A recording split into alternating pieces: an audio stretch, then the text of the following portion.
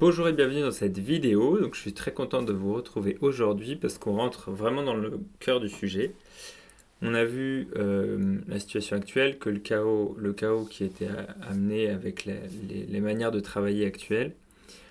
On a vu la semaine dernière qu'on vit actuellement un changement de manière de travailler, qui n'est pas juste lié à l'IA et à l'automatisation, ce sont des leviers pour ça, mais ce n'est pas le cœur du sujet. Et aujourd'hui, on va rentrer dans les 5 stades de la transformation opérationnelle.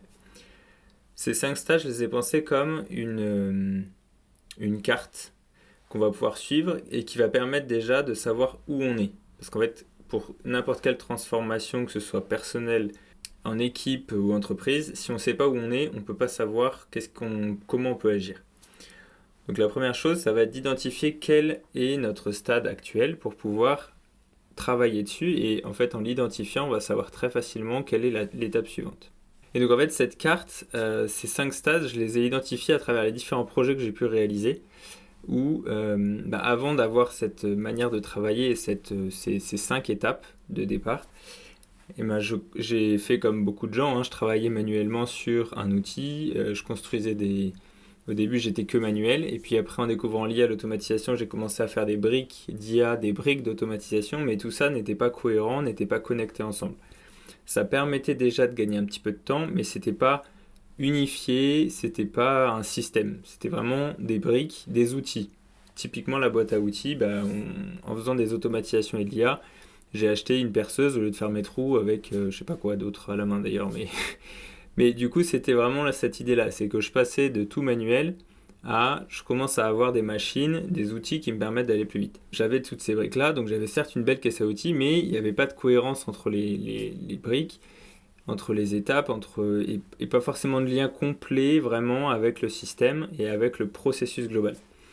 Et quand ça s'est clarifié, tout ça, c'est le jour où je me suis posé, je me suis arrêté, j'ai écrit mon process de bout en bout avec les actions manuelles que j'avais déjà, les actions automatiques que j'avais déjà créées, les actions manuelles que je voulais conserver, les briques manuelles que je pouvais continuer et pour lesquelles il me fallait une interface, et les briques que je pouvais encore automatiser dans mon process. Et le problème en fait sans cette carte, c'est que on va détailler après les 5 stades de la transformation, mais que très souvent les projets d'IA ou d'automatisation qui ne marchent pas, c'est simplement parce qu'on a voulu juste rajouter de l'IA, rajouter de l'automatisation sur un système qui n'est pas prévu pour. Je l'ai déjà évoqué dans les vidéos précédentes, mais pour que l'IA et l'automatisation soient le plus pertinent possible, il faut avoir construit.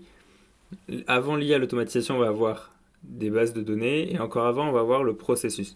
Si on veut mettre de l'automatisation ou de l'IA directement, en fait, ça va pas marcher parce que les choses ne sont pas prévues pour et c'est pas cadré pour. Donc chaque stade repose sur le précédent. Si on n'a pas fait les premières étapes, on peut pas mettre de l'IA. Si on n'a pas fait les stades 2, on peut pas faire le 3, le 4, le 5. Bref, vous avez compris l'idée. Donc on peut pas automatiser ce qui est pas clair, on peut pas mettre de l'IA et piloter ce qui n'est pas fiable, et on ne peut pas intégrer l'IA sur une base qui n'est pas structurée et cadrée sur des besoins métiers spécifiques, c'est-à-dire sur un process. Et donc le résultat de ça, quand on essaye de bricoler, on rajoute des pansements quelque part, c'est qu'on finit par revenir à ce qu'on connaît, à des fichiers Excel, voilà, et du coup chacun fait toujours son travail, mais on reste dans le stade 1, qui est sans surprise les opérations subies, où c'est l'humain qui fait le lien entre les différents outils. C'est l'humain qui essaye de retenir tout, c'est l'humain qui cherche les informations dans plein d'endroits différents. Bref, la charge mentale est à son maximum, rien n'est clair, rien n'est centralisé, et donc c'est les équipes qui s'épuisent pour travailler, pour essayer de tenir à bout de bras quelque chose qui n'est pas structuré. Et c'est ici qu'intervient le processus minimum vital. Donc je mettrai le lien dans la description si c'est un post LinkedIn que j'ai publié cette semaine, où en fait c'est le processus vital de l'entreprise, c'est-à-dire que c'est les étapes minimum, ce que l'entreprise a besoin au minimum pour pouvoir servir ses clients, gagner de l'argent et juste pour pouvoir continuer d'exister. Après, il y a plein d'autres choses qui peuvent être pertinentes, mais qu'est-ce que l'entreprise au minimum a besoin pour pouvoir continuer d'exister dans un an? Et en fait, c'est cette brique-là qui va permettre de prendre conscience de quoi on a besoin pour pouvoir passer à l'étape suivante. Et donc pour passer à l'étape 2, au stade 2, il va falloir cartographier les processus. Le stade 1, c'est opération subie, le stade 2, c'est processus structuré. Et le passage entre les deux, c'est déjà d'identifier le processus minimum vital et ensuite de pouvoir cartographier les processus. Pourquoi ? Parce que tant qu'on n'a pas écrit et qu'on n'a pas compris comment le travail est fait, on ne peut pas le standardiser, on ne peut pas le formaliser, on ne peut pas l'automatiser à terme ou ajouter de l'IA dedans. Et avec cette cartographie des processus, on va pouvoir voir comment on travaille. Et une entreprise qui ne le fait pas malheureusement, et c'est souvent cette étape-là qui manque dans une transformation IA automatisation, c'est qu'elle reste dans le flou. Et donc du coup, on ne sait toujours pas comment les choses sont faites, comment le travail est fait. Et à partir du moment où ça va être cartographié, ça va être écrit, tous ces processus, l'humain va pouvoir reprendre du contrôle, les équipes vont pouvoir reprendre du contrôle, et on va pouvoir en plus se questionner sur ces process. C'est-à-dire qu'il y a des choses qui sont faites aujourd'hui, j'imagine, et en fait, si je réfléchis à des cas concrets, on en trouve dans toutes les entreprises, et même dans nos propres tâches qu'on fait au quotidien, où on nous a dit qu'il fallait faire quelque chose d'une certaine manière, mais on ne l'a jamais questionné, et en fait, très clairement, il y a des choses parfois qu'on nous demande de faire qui ne servent à rien, pas parce qu'il ne faut pas le faire, pas parce que ça ne serait pas intéressant, mais parce que c'est pas forcément cohérent dans un système plus global, c'est pas forcément suivi. Et en fait, d'avoir un système va permettre d'intégrer en fait ces demandes-là dans un système qui est clair pour pouvoir rajouter des choses pertinentes. Bref, je m'égare un petit peu, mais cette étape-là de cartographie des processus, c'est la plus importante, puisque à ces processus-là, on va rattacher toutes les autres. On va rattacher les données, les automatisations, l'IA. Et la majorité des échecs, et on l'a vu déjà, il y a des stats comme ça qui tournent sur Internet, où 90% ou 95%, je ne sais plus, des projets d'IA ne passent pas à l'étape d'après. Pourquoi ? Parce que la structure, l'organisation n'est pas prévue pour l'instant pour pouvoir intégrer et utiliser correctement l'IA. Ce n'est pas un problème, c'est juste qu'il faut en prendre conscience. Et cette prise de conscience passe par ces étapes. Ces 5 étapes, et on va pouvoir du coup travailler pour mettre en place ce qu'il faut pour que l'IA devienne un vrai levier et un vrai accélérateur dans l'entreprise. Et donc le déclencheur pour passer au stade 3, ça va être que quand on a cartographié ces processus, quand les processus et la manière, comment le travail est réalisé aujourd'hui devient clair, on va se rendre compte qu'en fait c'est quand même dispersé entre les outils et les équipes, et bien là on va pouvoir réfléchir à comment centraliser tout ça, en faisant notamment une base de données centralisée où on va pouvoir réunir toutes les informations dont on a besoin dans un même espace. Ce qui permettra forcément d'être beaucoup plus efficace pour passer aux étapes suivantes après. Donc les données, c'est quoi ? Ça va être pour chaque étape d'un processus, on a des tâches qu'on va faire, certes, mais on a aussi des informations qui vont permettre de faire ces tâches-là. Et le fait de les réunir au même endroit, ça réduit la charge mentale, et même si on s'arrêtait là, tout le monde dans les équipes gagne du temps parce qu'on sait où aller chercher l'info, on sait où mettre les infos, on sait où chercher l'information au lieu de se retrouver à chercher dans 15 outils différents, 15 mails, Teams ou autres. Mais ça nécessite une certaine discipline pour bien compléter les outils à disposition et pas passer par des mails, etc. Parce que sinon, on perd tout l'intérêt d'un système centralisé. Et donc à ce stade-là, c'est plus l'humain qui doit se souvenir de ce qu'il a fait, de où il en est, c'est le système qui va se rappeler de où on en est, et c'est l'humain qui va pouvoir consulter et piloter à partir des informations et agir à partir des informations disponibles. Et donc le déclencheur pour passer à l'étape 4, c'est quand on a la donnée est centralisée et fiable, on va pouvoir passer à l'étape numéro 4 qui va être d'automatiser, au stade numéro 4 qui va être d'automatiser. Donc ces 3 premiers stades, ils sont absolument pas... on ne peut pas les mixer. Par contre, l'étape 4 et 5, où là c'est automatisation et ensuite IA, là il peut y avoir des liens et ça peut être chevauché à condition d'avoir bien cadré avant.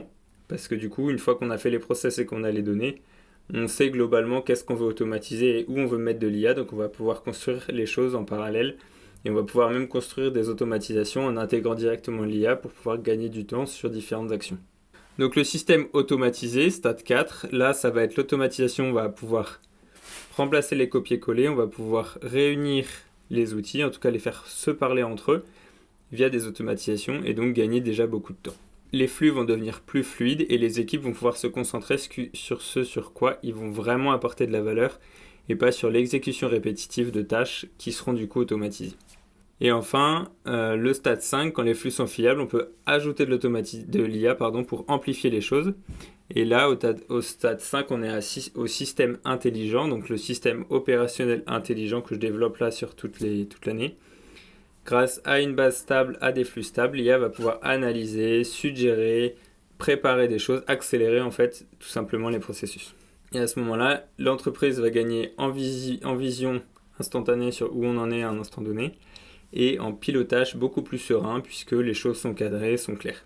Donc vous voyez la logique des 5 stades, j'ai dit les 2 derniers peuvent se chevaucher, mais c'est comme pour une maison, on ne construit pas d'abord le toit et ensuite les fondations. Chaque stade est une couche qui porte la suivante.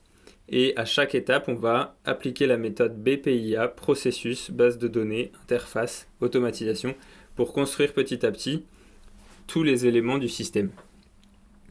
Et chaque processus qu'on va automatiser, on va appliquer aussi cette méthode-là.